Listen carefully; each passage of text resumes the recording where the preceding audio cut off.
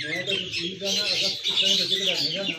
ऐसे मीटिंग बजे भी करो इधर से बाबू ने कुछ नहीं रखनी है अल्लाह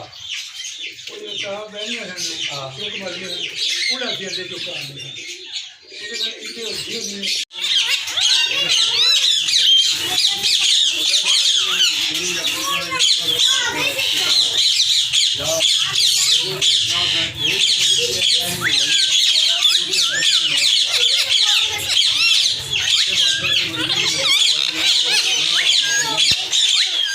आज ना बोल